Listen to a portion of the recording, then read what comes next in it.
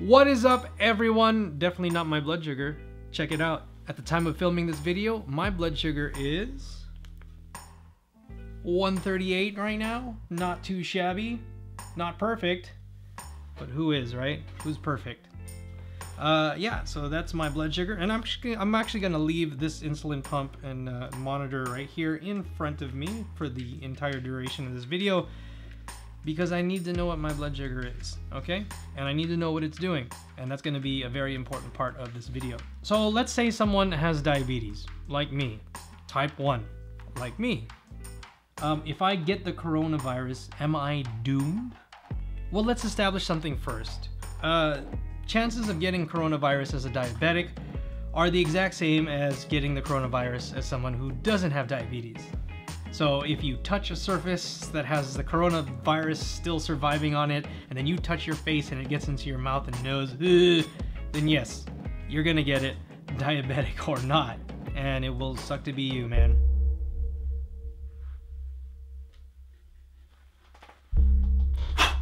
Get away, coronavirus. Where things start to get a little different is after you get it. Is your immune system up to the task of taking it on and taking it out? The big X factor is, are your blood sugars under control? This goes for type 2 diabetes as well. Poor blood sugar control leads to a myriad of complications, like nerve damage and losing your eyesight and being unable to deal with infections as they come into the body, which then taxes all your life support systems, including your immune system. So why not relieve that burden in any way you can? It helps to look at the big picture. So you know that number you have to get checked? For anybody who's affected by diabetes, you might know what the A1c is, or hemoglobin A1c number. You have to get that checked in your blood work every so often, right? So if you take a look at your last few results, ask yourself, am I in range? Am I in a safe range? And if you've been out of range for the past few days, weeks, months, years even, and for some of us decades, you can kind of get an indication on how well your body is ready to fight any infections or viruses. Staying in range is paramount. Here are 3 things that I do to keep my blood sugar in check. First and foremost, the thing that I do is I work closely with my healthcare provider, both my primary physician and my endocrinologist. Why do I work with them? Because 1, they know what they're talking about and they're board certified. And 2, I like them and I trust them. They really provide a great atmosphere for me to take a look at my diabetes and make the changes that I need to make sure that I'm in control. So yeah, that's my first recommendation. If you don't have a primary care physician or an endocrinologist to work on your diabetes or to help you work with your diabetes, definitely find one, and find one that you like and trust.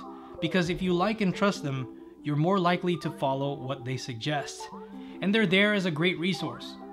If your blood sugars go high, they can tell you what to do. If your blood sugars go low, they can tell you what to do. If you can't figure out why your blood sugars are all over the place, that's what they're there to help you figure out and maintain. Which leads me to my next point, which is very important and ties in with the first point. Something I always do every day, consistently, and I know it's a chore, is check my blood sugars. The only way I can get my blood sugar under control, seriously, is to know what it is. And to know what it's doing every time I eat something, every time I exercise, even when I rest. I should know what my blood sugars are. Now, before I went on the insulin pump, I was on the syringe way of taking insulin, and I had to check my blood sugar quite often. Before meals, after meals to see what the meals were doing, and then before exercise, after exercise, in the middle of the night, in the morning on fasting, when I didn't have anything in my stomach. I had to check that many times. Did I always do it? No.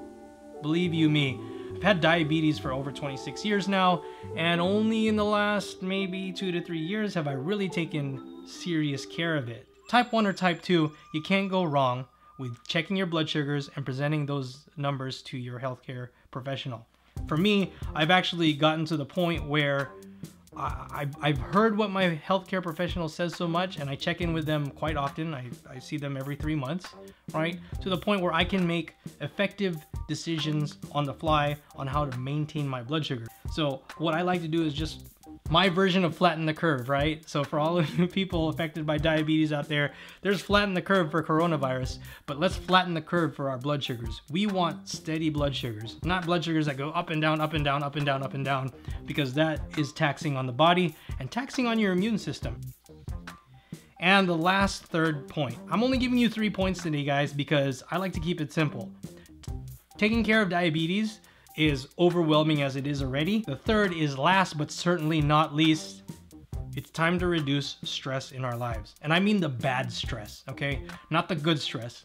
The bad stress is like dwelling on things and holding on to old grudges and just being frustrated with anything in your life that you're not satisfied with. Now, I know it's never gonna go away. It's never gonna completely go away for anyone, but the less time that you can spend there, the better.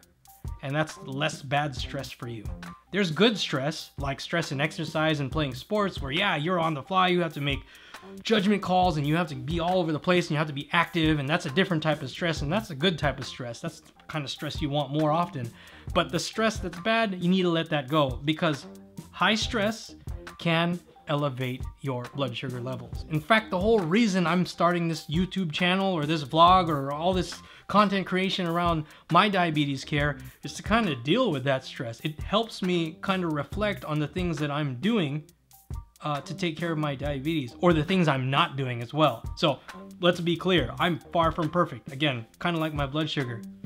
Sometimes I fluctuate, sometimes I'm freaking steady all day. Right now, I'm feeling great, and that's part of me coping with the weight of taking care of diabetes is to, I'm a video professional, okay? So this is how I'm taking care of it.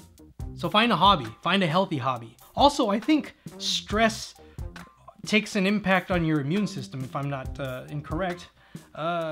Take the stress for the holidays, right? If you're out there trying to shop last minute for everything and you're stressed out and you're driving around in the cold and the wet and you're trying to get all these last minute gifts and attend all these events, it can get pretty stressful. And that's when your immune system takes a hit, right? And that's why we get sick during the holidays, is because we're just under a lot of stress. All right, so those are the 3 simple things that I kind of take care of or make it a point to make it a priority throughout the year that help me keep my blood sugar in check. And with the help of my insulin pump that has a continuous glucose monitoring system, it does a lot of the heavy lifting for me. About 90% of the thinking goes into this cool high-tech gadget that reads my blood sugar pretty much all the time, all throughout the day, and adjusts my insulin based on what I'm eating and doing. Yeah, I definitely recommend it. If you're on the fence, nothing is ever a quick fix for taking care of diabetes in my experience. So don't expect any of these things to work right away. You kind of have to work at them over time. Like, post these things up as the 3 things you start with and just see what these small changes can do over a long time. Small changes can lead to big results, but you gotta stick with it. That's what I do. I stick with it, and I know it can drive me crazy sometimes, but again, deal with the stress. Find something that's gonna help you out. Make it work for you. Seriously, make it work for you. Of course, follow all the directions of the CDC and live your life to some guidelines that keep you and your family safe. Don't be going out when you shouldn't be going out. If you do feel sick, hey, take care of yourself, stay home. Okay, guys? Gang, thank you so much for stopping by. I definitely appreciate it. Please hit the like button if you liked the video and share your thoughts in the comments below. I'd love to hear what you all are doing to take care of yourselves. And don't forget to hit the subscribe button if you already haven't, and press that notification bell to stay up to date on future videos that I release. Once again, my name is Deejay Viloria. I am your A1c blood sugar control fanatic. Until next time, I'll A1c you later. Bye.